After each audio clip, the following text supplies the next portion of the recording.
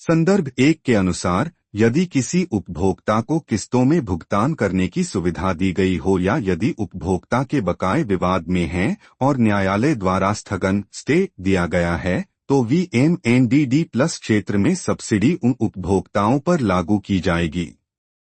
यह निर्देश VMNDD+ क्षेत्र में सब्सिडी के लिए निर्धारित शर्तों को स्पष्ट करता है। 1. यदि किसी उपभोक्ता को किस्तों में भुगतान की सुविधा दी जाती है, तो उसे VMNDD+ क्षेत्र की सब्सिडी मिलेगी। 2. यदि उपभोक्ता के बकाये विवाद में हैं और न्यायालय द्वारा स्थगन स्टे आदेश जारी किया गया है, तो भी उसे सब्सिडी का लाभ मिलेगा। यह नीति उपभोक्ताओं को राहत देने के लिए बनाई गई है ताकि विवाद और किस्तों के मामले में उन्हें फायदा मिल सके। VMNDD+ क्षेत्र की सब्सिडी की गणना के लिए उपभोक्ताओं के लिए विधि जिनके पास किस्तों का प्रावधान है या जिनके बकाये का विवाद है, निम्नलिखित है। 1. किस्त प्राप्त उपभोक्ता। यदि उपभोक्ता को किस्त नीति या विलासराव देशमुख अभय योजना के तहत किस्त दी जाती है, तो उपभोक्ता को सब्सिडी का लाभ तभी मिलेगा यदि वे वर्तमान बिल के साथ किस्त की राशि भी निर्धारित समय प्रॉम्प्ट पेमेंट डेट तक भुगतान करते हैं। 2. यदि उपभोक्ता नीति के अनुसार निर्धारित राशि का भुगतान करने में असफल होता है और योजना से बाहर हो जाता है, तो पिछले महीनों के लिए जो सब्सिडी किस्त अवधि में पास की गई थी, उसे वसूला नहीं जाएगा। 3. मौजूदा प्रैक्टिस के अनुसार उपभोक्ता किसी अन्य भुगतान आधारित प्रोत्साहनों जैसे prompt payment discount, load factor incentive, सिवाय उन योजनाओं के जो 1 अप्रैल 2021 से पहले हैं या जिनके पास विशेष स्वीकृति है, के लिए पात्र नहीं होंगे।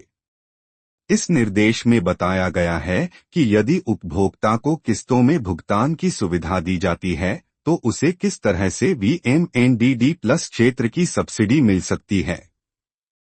1. यदि उपभोक्ता अपनी किस्तों का भुगतान समय पर करता है, तो उसे सब्सिडी का लाभ मिलेगा। 2. यदि वह किस्तों का भुगतान नहीं करता और योजना से बाहर हो जाता है, तो पिछली सब्सिडी की राशि वापस नहीं ली जाएगी। 3. इसके अलावा उपभोक्ता को किसी अन्य प्रकार की प्रोत्साहन योजनाओं का लाभ नहीं मिलेगा।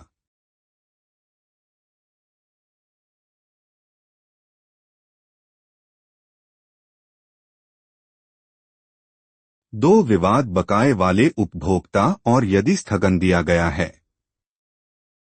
CSS बटा अतिरिक्त सरचार्ज विवाद एप्टेल में 44 उपभोक्ता। ऐसे उपभोक्ताओं के लिए ऊर्जा बिलों में विवाद राशि को बकाये से अलग करके दिखाया जा रहा है, जैसा कि वाणिज्यिक अनुभाग की दिशानिर्देशों के अनुसार है। सभी भुगतान आधारित प्रोत्साहन उन उपभोक्ताओं को दिए जा रहे हैं यदि वे निर्धारित समय के भीतर राशि का भुगतान करते हैं। 2. अब ऐसे उपभोक्ता यदि विवाद राशि को बकाये से अलग करने के बाद बकाया नहीं रखते और निर्धारित समय के भीतर आवश्यक राशि का भुगतान करते हैं, तो उन्हें VMND सब्सिडी का लाभ मिलेगा। विवाद बकाये वाले उपभोक्ता और यदि स्थगन दिया गया है उपभोक्ताओं के अलावा जो A में हैं। वे उपभोक्ता जिनके पास अदालत में मामला खुला है और स्थगन दिया गया टैग हाँ है, जो A में दिए गए उपभोक्ताओं को छोड़कर वे सब्सिडी के पात्र होंगे चाहे उनका बकाया हो या नहीं, यदि उपभोक्ता वर्तमान बिल VMND सब्सिडी को छोड़कर निर्धारित समय के भीतर भुगतान करते हैं।